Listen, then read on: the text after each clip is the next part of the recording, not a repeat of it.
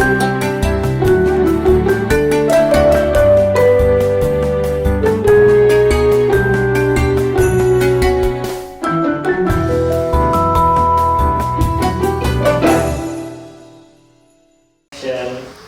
assalamualaikum warahmatullahi wabarakatuh.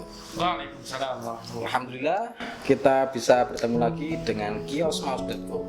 Dan selamat datang di channel kami kiosmouse.co. Kamu membaca, maka aku ada. Malam ini alhamdulillah kita menghadirkan dua narasumber yang luar biasa yang akan menjawab semua pertanyaan-pertanyaan adik-adik mahasiswa yang sudah mengetik komentar di channel kami untuk bertanya tentang pembelajaran bahasa Arab di UIN Raden Mas Said Surakarta. Untuk narasumber yang pertama, beliau adalah Gus Lutfi Mubarak, Magister Hukum. Beliau adalah salah satu pengajar di pusat pembelajaran bahasa UIN Raden Mas Said Surakarta. Betul nggih Pak Lutfi? Dan kebetulan beliau ini sedang menempuh beasiswa doktoral di UIN Sunan Kalijaga Yogyakarta. Jadi kita dapat narasumber yang luar biasa. Untuk narasumber yang kedua kita perkenalkan yaitu Pak Muhammad Jazam Asfari LCMH. Betul nggih Pak Jazam nggih?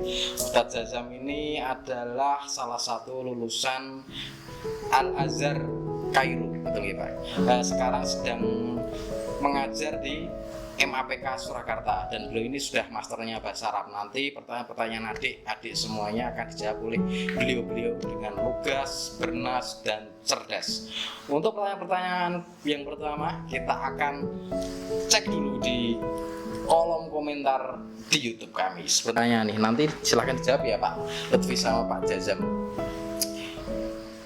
Saya bukan lulusan sekolah Islam, saya belum pernah belajar bahasa Arab. Gimana sih Pak caranya pandai berbahasa Arab? Apakah bisa seorang yang nggak punya background pondok pesantren itu belajar bahasa Arab terus bisa ngomong bahasa Arab secara bagus dan benar? Monggo silahkan dijawab.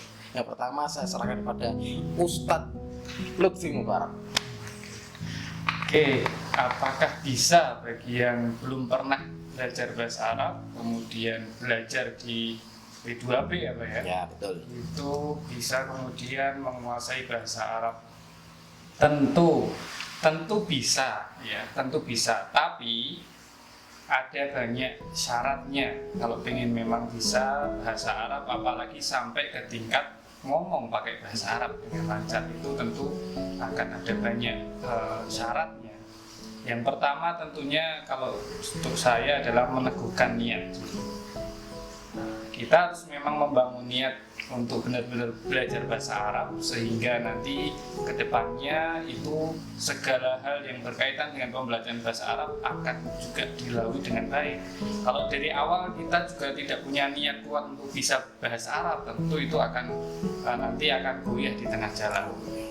Kedua, kalau cuma mengandalkan pembelajaran di kampus saja tentu itu kurang.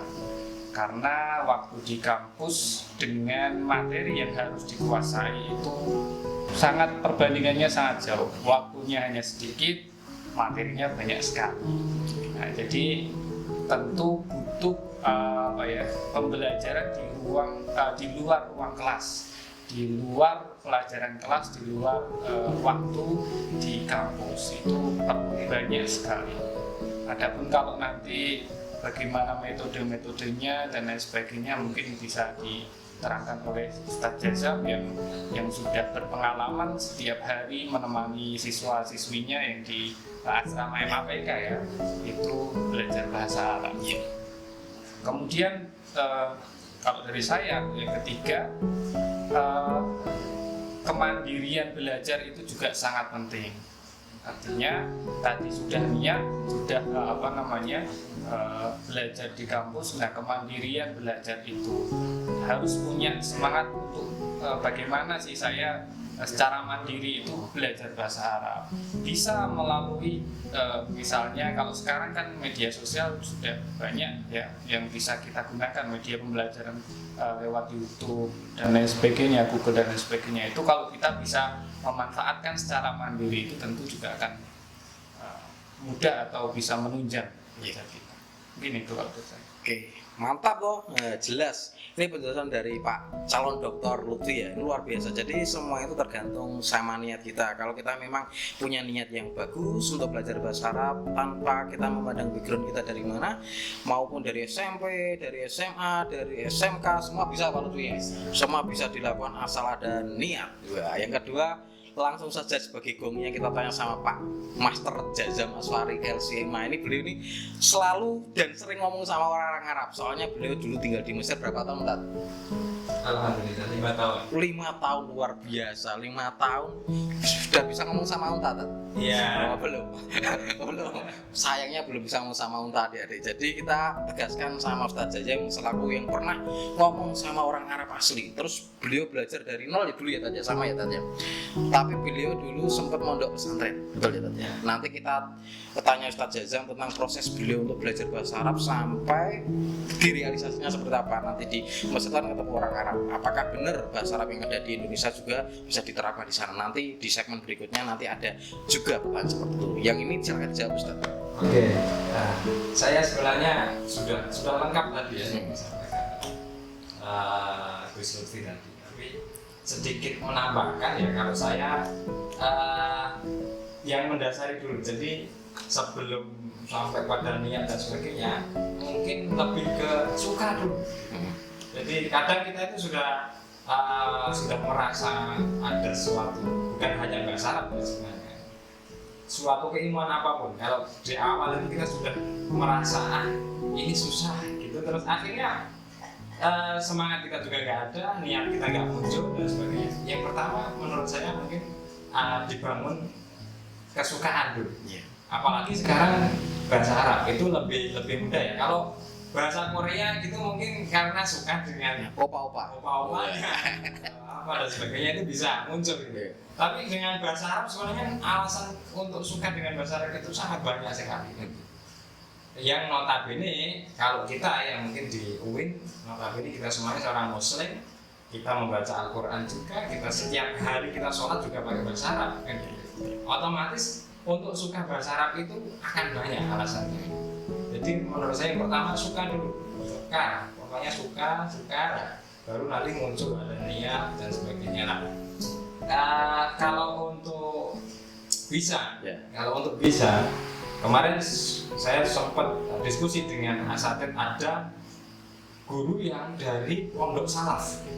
Guru dari pondok salaf ini merasa kok muridnya ini sudah hafalin alfiyah, hafalin buku-buku kaidah luar biasa, tapi secara praktek kurang, dan mungkin yang masuk ke Mesir juga kurang dan sebagainya. Akhirnya kita diskusi, belajar bahasa Arab itu kalau kita fokus pada kaidah ya luar biasa gitu.